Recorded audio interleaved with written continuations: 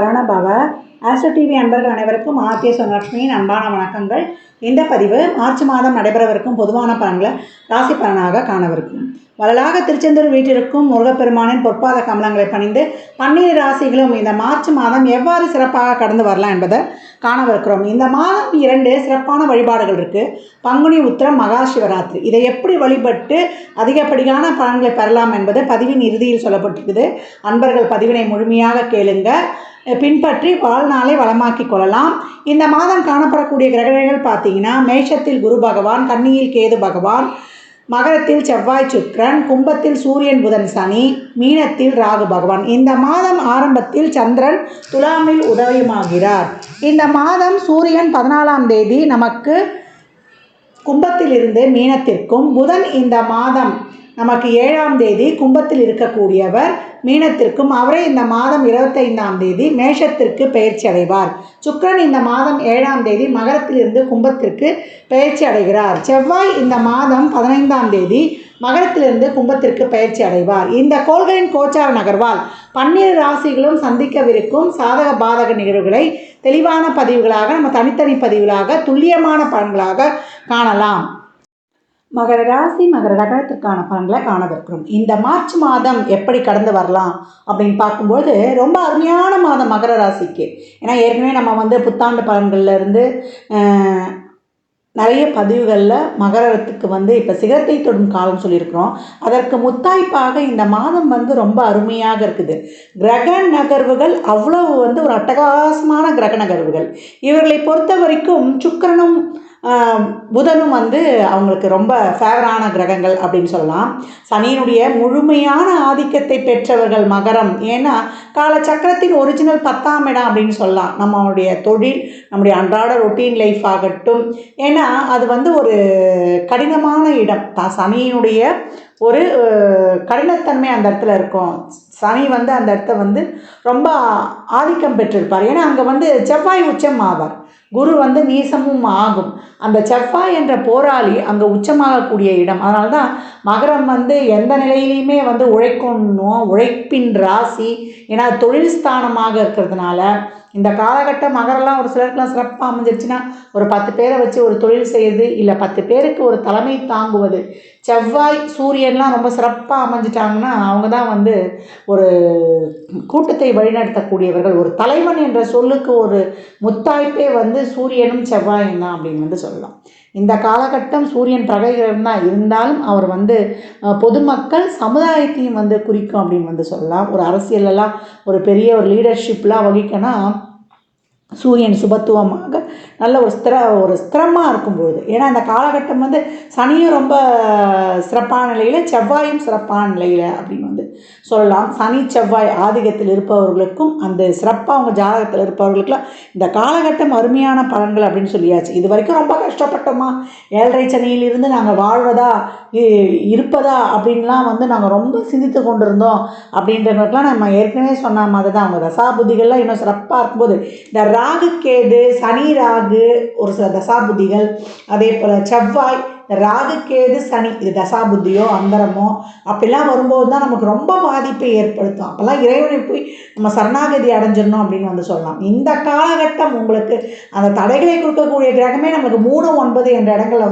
அமர்ந்துட்டார். 3 என்பது நம்மளுடைய முயற்சி ஸ்தானம், கர்மாஸ்தானம். அந்த இடத்துல ராகு அமரும்பொழுது தடைக்கற்களை படிக்கற்களாக மாற்றி தருவார். இதுதான் உங்களுக்கு நிறைய நான் சொல்லியிருக்கேன்.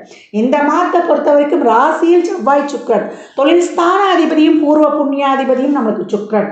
அதே போல செவ்வாய் நம்மளுக்கு 4-11 கூடியவர், சுகஸ்தானாதிபதி, லாபாதிபதி. இவர்களின் சேர்க்கை நமக்கு ராசியிலேயே இருக்குது. அப்போ தொழில் மேன்மை, தொழிலில் எந்த முடிவை வேண்டுமானாலும் தைரியமாக எடுக்கலாம்.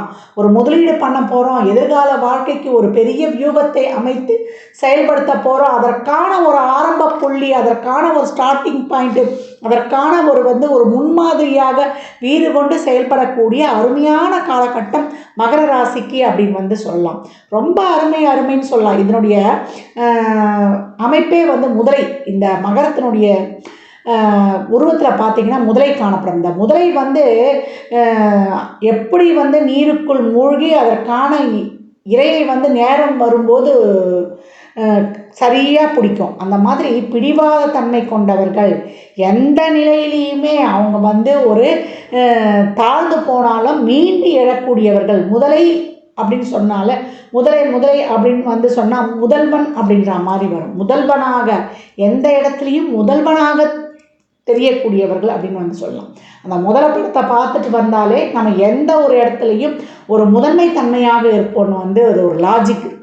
அதனால் இந்த காலகட்டம் மகரம் அனைத்து விஷயங்கள்லையும் மேன்மை பெறும். ஏன்னா அடுத்து வரக்கூடிய கிரக நகர்வுகள் உங்களுக்கு ரொம்ப சாதகமாக இருக்குது. அதற்கு தான் இந்த விரிவான அமைப்பாகவே இங்கே சொல்லி கொண்டிருக்கிறேன். இதற்கு முன்னாடி பழி பாவம் அசிங்க அவமானம் கடங்காரன் போய் நான் ஒழிஞ்சிக்கிட்டேம்மா, நான் வந்து உடல்நிலையும் சரி உறவுகள் விஷயத்துலேயும் சரி நிறைய நான் வந்து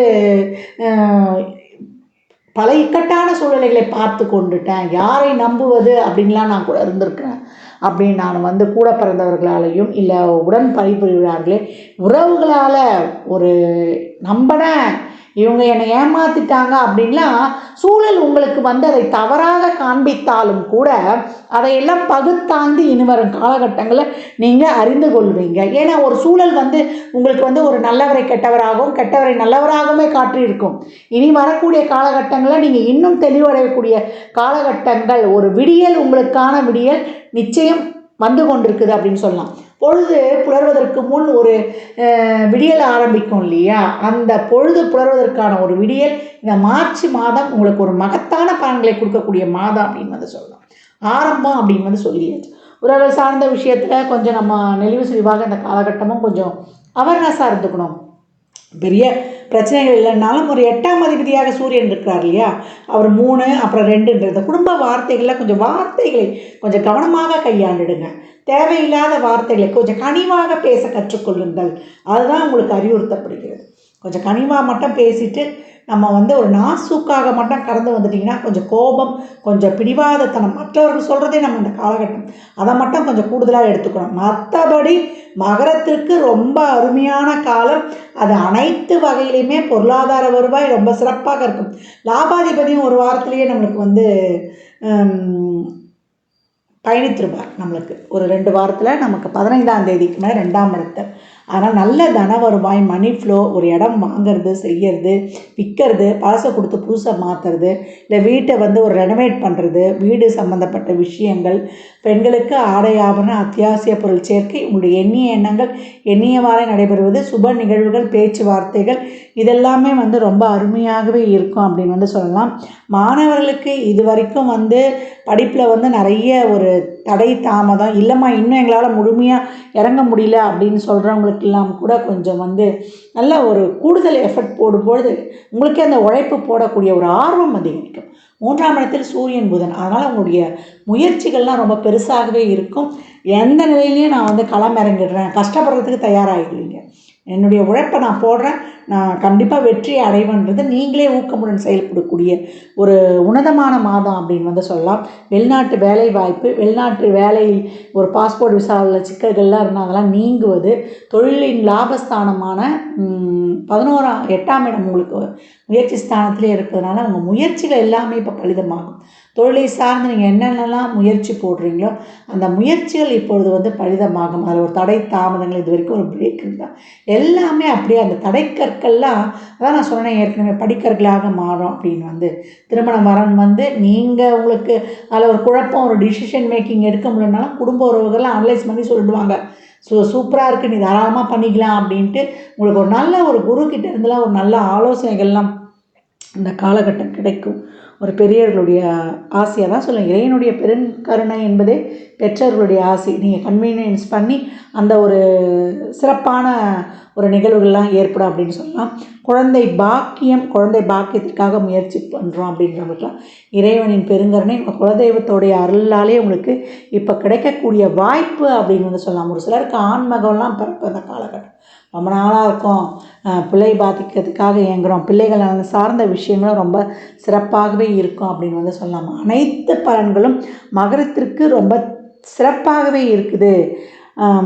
வயதில் மூத்தவங்க இந்த காலகட்டம் எண்ணியதை எண்ணியபடி உங்கள் லெவலுக்கு அப்படியே அருமையாக களமிறங்கிடுவீங்க. நான் தான் சொல்லியிருக்கேன், மகரம் வந்து கடைசி வரைக்கும் இந்த பொருளாதாரத்தில் ஒரு திருப்தியே அதற்கு வந்து அவ்வளோ சீக்கிரத்தில் வராது. இன்னும் கொஞ்சம் பொருளாதாரம் ஈட்டிருக்கலாமா, இன்னும் நம்ம லைஃப் ஸ்டைலை கொஞ்சம் விஸ்தாரப்படுத்தலாமா அப்படின்னு சிந்தித்து கொண்டே இருக்கக்கூடிய ராசி. ஒரு சிலர்லாம் வந்து ரிட்டையர்ட்லாம் ஆகிட்டிங்கன்னா ஒரு தொழிலை மேற்கொள்வீங்க. எந்த வகையிலையாவது இயங்கிக் கொண்டே இருக்கக்கூடியவர்கள். இல்லைன்னா சனி உங்களை இயக்க வச்சுருவார். இல்லைன்னா உங்களை வந்து நீங்கள் வாழ்க்கையில் வந்து சிறப்பாக இருக்க முடியாது. அந்த சனி என்னும் காரகத்தை எப்போ ஆக்டிவாக இருக்கும்பொழுது தான் உங்களுக்கு வாழ்க்கையில் ஒரு பிடிமானமே இருக்கும் அப்படின்னு வந்து சொல்லலாம். நீங்களே இல்லைனா கூட சூழல் உங்களை வந்து இயக்கும்படி வச்சிரும் அப்படின்னு வந்து சொல்லலாம். ரொம்ப அருமையான மதம் இது. வார்த்தைகளை தான் தேடிக்கொண்டு இருக்கிறேன் போடுறதுக்கு. இவ்வளோ நல்ல பலன்கள்லாம் சொல்கிறீங்க, எங்களுக்கு வந்து இதெல்லாம் நடக்குமான்னு ஒரு சிலர்லாம் ஐயெல்லாம் வரும். ஐயமே வேண்டாம். இறை வழிபாடுடன் உங்களுடைய சிந்தனைகள் செயல்பாடுகள் நேர்மறையாக இருக்கும் பொழுது இந்த மாதம் உங்களுக்கு ரொம்ப அருமையான மாதம் அப்படின்னு சொல்லியாச்சு. உறவுகள்கிட்டலாம் கொஞ்சம் விட்டு கொடுத்து, வாய் வார்த்தைகளில் கொஞ்சம் விட்டு கொடுத்து, அதே போல் பணம் கொடுக்கல் வாங்கல், ஜாமீன் கையெழுத்து, இந்த விஷயங்கள்லாம் கொஞ்சம் எச்சரிக்கையாக இருக்குங்க. தசாபுதி சிறப்பில்லைன்னு அதில் மேடம். மற்றபடி அனைத்து விதமான சுப செயல்பாடுகள், பொருளாதார வருவாய், தொழில், திருமணம், வேலைவாய்ப்பு, ஒரு இடம் மாறுறது, வீடு மாற்றம், ஊர் மாற்றம், அரசுத்துறை சம்மந்தப்பட்ட விஷயங்கள்லாம் இந்த காலகட்டம் உங்களுக்கு ரொம்ப ஒரு பெனிஃபிட்ஸாக அமையிறது. இது வரைக்கும் ஒரு சிக்கல்லாம் இருந்ததுன்னா அந்த சிக்கல்கள்லாம் வந்து தீரக்கூடிய காலகட்டம். படிப்படியாக வந்து ஒவ்வொரு தடைகளும் நீங்கி உங்கள் முன்னேற்றத்திற்கான வெற்றி பாதையில் பயணிக்கக்கூடிய மாதம் மகரத்திற்கு அப்படின்னு வந்து சொல்லலாம். மகரம் சிகரத்தை தொடக்கூடிய மகத்தான காலகட்டம். அவ்வளோ அருமையாக இருக்குது. ஏற்கனவே நான் சொல்லியிருப்பேன், மகரம் வந்து நிறைய தர்மம் பண்ணுங்கள். ஏன்னா சனி தான் உங்களுடைய ராசி அதிபதி. செவ்வாயும் ரொம்ப சிறப்பாக உச்சம் அடைஞ்சிருக்காரு. அதனால் ஒரு சொந்த வீடு வாய்ப்பு, இது வரைக்கும் உடல்நிலையில் கொஞ்சம் சுகம் இல்லைன்றவங்களுக்கு இந்த காலகட்டம் நல்ல சுகங்கள் கிடைப்பது, மாற்று மருத்துவத்தின் மூலம் ஒரு நல்ல மருத்துவம் கிடைப்பது. செவ்வாய் தான் மருத்துவமே. அவர் உச்சமாயிட்டார் ராசியிலே. கூட சுக்கிரன் அவர் தான் வந்து உயிர்ப்பிக்கக்கூடியவர். சுக்கிரனுக்கு மட்டுமே தான் அந்த சஞ்சீவினி மந்திரம் தெரியும். உயிரை பெருக்கக்கூடிய அவரே வந்து உங்களுக்கு இந்த காலகட்டம் ராசியிலே வந்து அமர்ந்திருப்பதனால நல்ல மருத்துவத்தின் மூலம் உங்களுக்கு ஒரு தெளிவு கிடைப்பது. இந்த மாதம்லாம் வந்து கொஞ்சம் நம்ம வண்டி வாகன பிரயாணங்களில் மட்டும் கொஞ்சம் ட்ராவலில் கொஞ்சம் கவனமாக இருந்துருங்க. மற்றபடி ஒரு வெளிநாட்டு பயணம், அதே போல் ஒரு சுற்றுலா பயணம், அதே போல் ஒரு ஆன்மீக பயணம், இதெல்லாம் ரொம்ப அருமையாகவே இருக்கும் இந்த காலகட்டம்னு சொல்லலாம். நான் வயதில் மூத்தவங்கலாம் சொல்லியிருப்பேன், நிறைய இந்த பித்ரு தோஷம் இதனால் எங்களுக்கு ரொம்ப தடைப்படுது அப்படின்லாம் ஒரு சிலர்லாம் வந்து சொல்லி கொண்டு இருப்பாங்க. இந்த காலகட்ட வயதில் மூத்தவங்க இந்த காசி, கயா, ராமேஸ்வரம்லாம் சென்று வருவது ரொம்ப சிறப்பு. ரொம்ப வாழ்க்கை தடைப்பட்டு கொண்டிருக்குது, எந்த ஒரு முன்னேற்றமும் இல்லைன்றவங்க அந்த ராமேஸ்வரம் சென்று அங்கே இருக்கக்கூடிய அந்த தீர்த்தங்களில் நீராடி விட்டு வரும்பொழுது சகல விதமான தோஷங்களும் நீங்கிடும் அப்படின்னு வந்து சொல்லலாம். எப்பேற்பட்ட தோஷமும், கண்ணுக்கு தெரியாத தோஷம், திருமணமே ஒரு 6 8 பண்ணிட்டோங்க, வாழ்க்கையில் புருஷன் பொண்டாட்டி எப்பவும் பிரச்சனையாகவே இருக்குதுங்க அப்படின்றவங்கலாம் கூட ராமேஸ்வரம் போய் நீராடி விட்டு வந்துட்டிங்கன்னா அந்த தம்பதிகள்கிட்ட இருக்கிற அந்த மன வேறுபாடு, கருத்து வேறுபாடு நீங்கிடும் அப்படின்னு வந்து சொல்லலாம். இந்த காலகட்டம் தான தர்மம் நிறைய பண்ணுங்கள். இந்த மாதம் மகா சிவராத்திரி, பங்குனி உத்திரம்லாம் வருது. செவ்வாய் 4-11 கூடியவர். எப்பொழுதெல்லாம் நீங்கள் பழனிக்கு சென்று வழிபடுறீங்களோ, இல்லை திருச்செந்தூர் சென்று வழிபடுறீங்களோ, உங்களுக்கு சிறப்பான பலன்கள் இருக்கும். அறுபடை வீட்டுக்கு நேரம் கிடைக்கும் போது தான் சென்று வழிபடும்பொழுது உங்களுக்கு சிறப்பான பலன்கள், லாபம் நிச்சயம் உண்டு அப்படின்னு வந்து சொல்லியாச்சு. இந்த காலகட்டம் மகர ராசி, ஏழை எளியவர், மாற்றுத்திறனாளிகளுக்கு உங்களால் என்ற உதவிகளை தாராளமாக செய்யுங்க. இறை வழிபாடு செய்யும்பொழுது இன்னும் மகத்தான பலன்களை அடையலாம். இந்த பாத சனி உங்களுக்கு பலவிதமான பலன்களை வந்து தரும். இன்னும் ஏப்ரல் மாதத்துக்கு அப்புறம்லாம் ரொம்ப சூப்பராக இருக்கும், ஜரூராக இருக்கும் உங்களுடைய முன்னேற்றம் வாழ்க்கையில். பட்டேன் இவ்வளோ நாள் இந்த கஷ்டத்துக்கெலாம் இன்றைக்கி நான் நிம்மதியாக உட்காந்துருக்கேன் அப்படின்னு சொல்லுவோம் இல்லையா. ஒரு 45 வயது 50 வயது கடந்தவர்களுக்கெல்லாம் உடல் ஆரோக்கியத்தில் ரொம்ப ஒரு சிறப்பான முன்னேற்றம் காணப்படும். ஒரு சிலருக்குலாம் 2வது ரவுண்டாக இருக்கும். வாழ்க்கையில் வந்து ஒரு நிலையான ஒரு சமூகத்தில் ஒரு பேர், புகழ், அங்கீகாரம், மதிப்பு, மரியாதை, கௌரவம்லாம் இந்த காலகட்டம் மகரத்திற்கு நிச்சயம் உண்டு அப்படின்னு சொல்லியாச்சு. அருமை, அடிதுள், அட்டகாசம் மகரத்திற்கு. இந்த பலன்கள்லாம் கோள்களின் கோச்சார நகர்வை வைத்து சொல்லப்பட்டிருக்கு. உங்கள் சுய ஜாதகத்தில் இப்போ என்ன தசாபதி நடக்குது, அது எதற்காக உங்களுக்கு ஊக்கப்படுத்துது, அது திருமணம், குழந்தை பாக்கியத்திற்கா, இல்லை பொருளாதார முன்னேற்றத்திற்கா என்பதெல்லாம் உங்கள் சுய ஜாதகத்தை ஆய்வு செய்வதன் மூலம் மட்டுமே நாம் தெள்ள தெளிவாக அறிந்து கொள்ள முடியும். சாத்வீக பரிகாரமாக ஏழை எளியவர்க்கு வறியவர்க்கு உங்களால் இயன்ற முயன்ற உதவிகளை தாராளமாக செய்யுங்க. இந்த மாதம் 12 ராசிக்காரர்களும் வழிபடக்கூடிய சிறப்பான வழிபாடுகள் 2 வழிபாடுகள் இருக்குது. ஒன்று மகா சிவராத்திரி, 2வது பங்குனி உத்திரம். இந்த 2 நாட்களில் முதல்ல வரக்கூடியது மகா சிவராத்திரி. அது மார்ச் 8ஆம் தேதி வெள்ளிக்கிழமை, மாசி 25. இந்த மகா சிவராத்திரி அன்று நம்ம சிவபெருமானை வழிபடுவதுடன் நம்முடைய குலதெய்வ கோயிலுக்கு சென்று வழிபடும் பொழுது நம்ம குலத்தை வாழ வைக்கும். குலதெய்வம்னு சொல்லும்பொழுது 2 குலதெய்வத்தை வழங்கணும். என்னம்மா 2 குலதெய்வம் அப்படின்னு கேட்குறவங்களுக்கு தாயுடைய குலதெய்வத்தையும் தந்தையுடைய குலதெய்வத்தையும் வணங்கணும். நம்ம பெரும்பாலும் தந்தையுடைய குலதெய்வத்தை தான் வணங்குவோம். தாய் வழி குலதெய்வத்தையும் வணங்கணும். தாய் வழி குலதெய்வம் நம்மளுக்கு சிறப்பான சுப நிகழ்ச்சிகள் எல்லாம் நடத்தி கொடுக்கும். அதில் இருக்கக்கூடிய தடைகளை நீக்கி கொடுக்கும். தந்தை வழி குலதெய்வம் நம்முடைய குலத்தை வாழ வைக்கும் அப்படின்னு சொல்லலாம். அதே போல் பங்குனி உத்திரம் 25ஆம் தேதி திங்கட்கிழமை அன்னைக்கு வருது.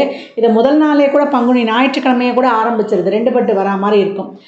பெரும்பாலும் 25ஆம் தேதி தான் சொல்லுவாங்க. நம்ம 24ஆம் தேதி 2 நாள் தெய்வத்தை கும்பிட்றதுனால ஒன்றும் இங்கே நம்மளுக்கு தப்பு வர போகிறதில்ல. அதனால் பங்குனி உத்திரம் அன்று நமக்கு வாய்ப்பு இருப்பவர்கள் வேலைக்கெலாம் போகிறோம் அப்படின்றவங்க நம்ம ஞாயிற்றுக்கிழமையை கூட வழிபட்டுக்கலாம். அதே போல் பங்குனி உத்திரம் அன்று நம்ம முருகர் வழிபாடு பண்ணுவது ரொம்ப சிறப்பு. பெரும்பாலும் அம்மன் கோயில்லையும் ரொம்ப விசேஷம் நடைபெறும். எல்லா ஆலயங்களிலுமே சிறப்பான நிகழ்வுகள், அதே போல் திருமண வைபவங்களும் நடைபெறும். பங்குனி உத்திரம் முருகனுக்கு தான் ரொம்ப உகந்ததாக நம்ம வழிபடுவோம். எல்லா தெய்வ ஆலயங்கள்லையுமே சிறப்பான வழிபாடு நடைபெறும்.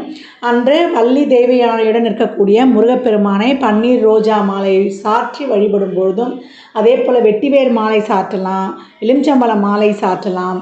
வெற்றிவேர் மாலை போடும்போது நமக்கு வெற்றி கொடுக்கும். எலுமிச்சங்கனி போடும்பொழுது அதுவும் வெற்றிக்கனி. நமக்கு தொழில் தடையெல்லாம் நீக்கி கண்திருஷ்டி நீக்கி நமக்கு சிறப்பான பலன்களை தரும் அப்படின்னு சொல்லலாம். இந்த பன்னீர் ரோஜா மாலை போட்டு நம்ம ஒரு பால் அபிஷேகம், பன்னீர் அபிஷேகம், இளநீர் அபிஷேகம்லாம் பண்ணும்பொழுது நம்மளுக்குள்ளே இருக்கிற அந்த கோபம், நம்மளுக்கு இருக்கக்கூடிய நம்ம அந்த ஆக்ரோஷம் இதெல்லாம் நீங்கி நம்மளே ஒரு சாந்த சொரூபி ஆகிடுவோம்.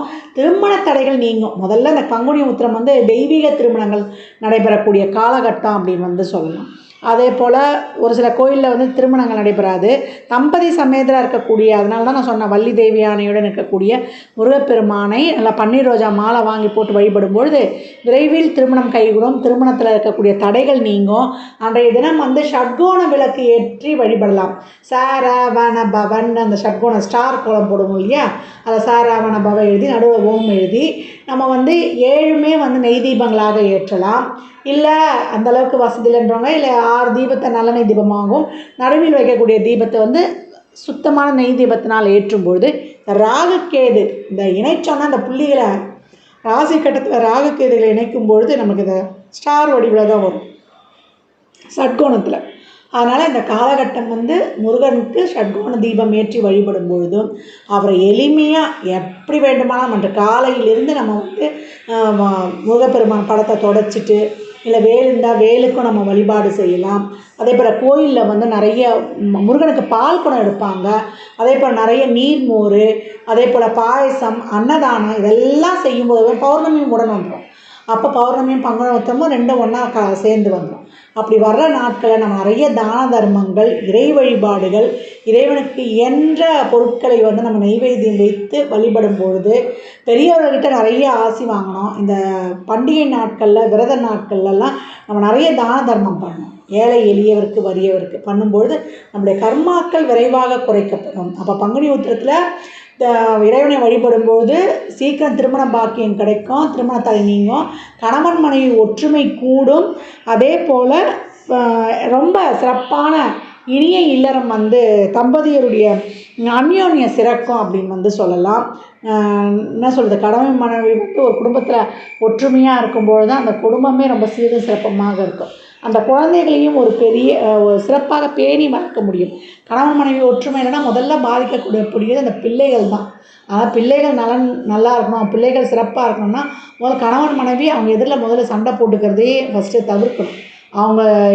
அவங்களுக்கு தெரியக்கூடாது நம்ம சண்டை போட்டிருக்கோம் அப்படின்னு. ஏன்னா நம்ம ஒற்றுமை இல்லைன்னா பிள்ளைங்களை நம்ம ஒரு சிறப்பான வழி நடத்தி ஒரு கண்டித்து வழி நடத்த முடியாது. ஏன்னா இப்போ இருக்கிறதே கலிகாலம்னு சொல்லியாச்சு. அதனால் ஒரே ஒரு விஷயம் நம்ம என்னென்னா, இந்த தலைமுறையில் பிள்ளைங்களுக்கு பயப்படுற சந்ததியை நம்ம தான், பெற்றவர்களுக்கு பயந்த தலைமுறையினரும் நம்ம தலைமுறையர் தான் அப்படின்னு பெருமையாக சொல்லிக்கோ. அதாவது பெருமையாக சொல்கிறதா, பெற்றோருக்கு பயந்தோன்றதை சொல்லிக்கலாம்.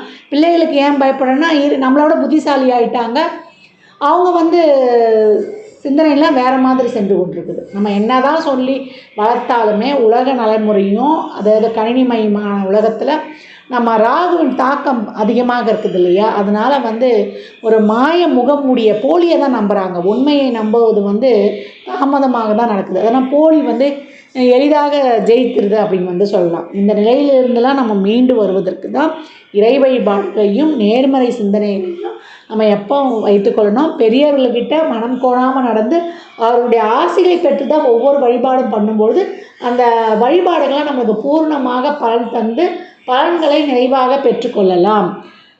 ஜாதகம் பார்க்க விரும்பும் நண்பர்கள் இந்த எண்ணிற்கு ஒரு மெசேஜ் செய்யுங்க. தங்களுக்கான விவரங்கள் அளிக்கப்படும். அப்பாயின்மெண்ட் பெற்றுக்கொள்ளலாம். ஜாதகம் சிறந்த முறையில் கணித்து பார்த்து தரப்படும். நியூமராலஜி படி பிறந்த குழந்தைகளுக்கு பெயர் வைத்து தரப்படும். தொழிற்சாலை நிறுவனங்களுக்கும் பெயர் வைத்து கொள்ளலாம்.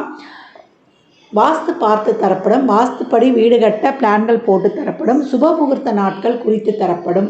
அவரவர் சேவைக்குண்டான கட்டணத்தை செலுத்தி சிறப்பான சேவைகளை பெற்று வாழ்வை வளமாக்கிக் கொள்ளலாம். மற்றும் ஒரு சிறப்பான பதிவில் சந்திக்கும் வரை தங்களிடமிருந்து விடைபெற்றுக் கொள்வது ஆதித்ய சொர்ணலக்ஷ்மி. வாழ்க வளமுடன், எல்லாம் நிறைவாகட்டும். நற்பவி நற்செழி.